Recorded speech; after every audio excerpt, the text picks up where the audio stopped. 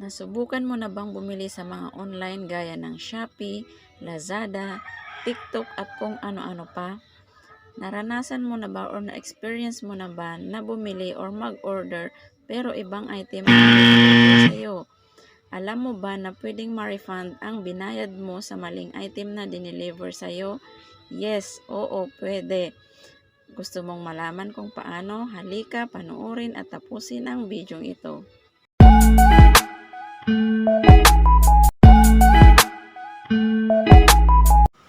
Ang gagawin po natin ay punta tayo sa ating Shopee app. At syempre po, kailangan may account na po tayo sa Shopee. At verified na po ang ating Shopee Pay. Madali lang naman po mag-verified ng Shopee Pay.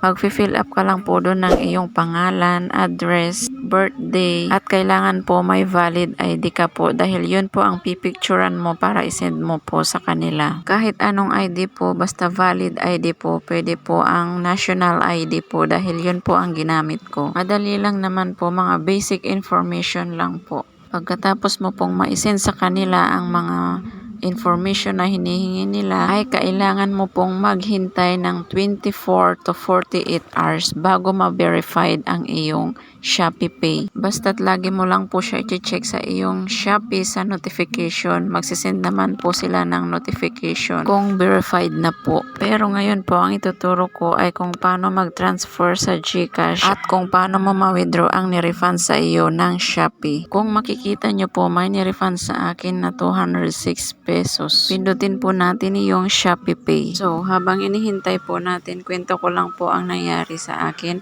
Sapatos po kasi ang in-order ng anak ko, pero ang dumating po ay mic stand. Sakto naman po yung price na 206, pero iba pong item ang dineliver. Buti na lang po binuksan ko agad yung item na dineliver at hindi pa nakakaalis yung rider. So, nagtanong ako kung ano ang dapat kong gawin. Sunod po natin pindutin yung send money. Pagkatapos ng send money ay pindutin naman natin yung other wallet. Pagkatapos ng other wallet ay sunod naman nating pindutin ang transfer to a new wallet.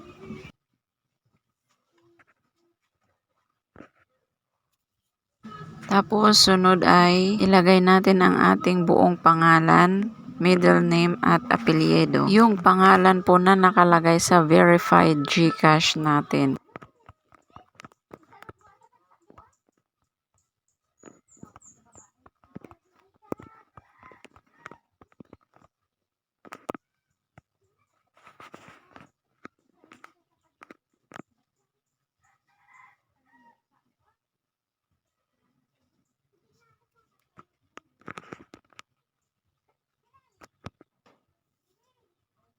Pagtapos na ay pindutin naman natin yung select e-wallet. Then pipili ka na dyan kung saan mo ita-transfer. Ako, GCash ang pinili ko. Pagkatapos ay lagay natin ang ating phone number.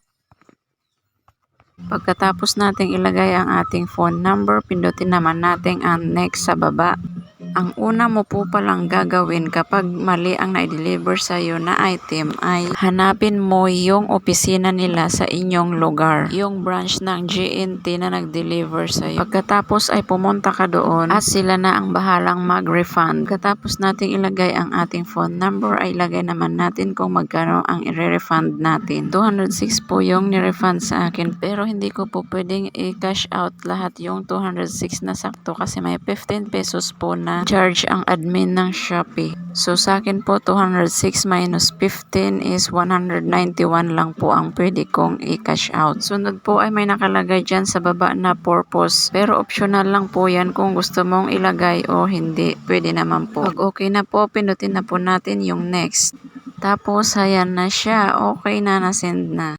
Ngayon naman ay titingnan natin sa ating GCash kung nandun na yung transfer nating pera. So, punta tayo sa ating GCash app. Take note po ha, yung ilalagay nating number kanina ay yung verified na GCash po natin. So, hito na po. Andito na po yung transfer nating pera. Legit po na refund. May balance po ako na 3 pesos sa aking GCash. Tapos, 191 po yung ating transfer kanina. So, ang total niya po ay 194 pesos. So, ganun lang po kadali mag-refund.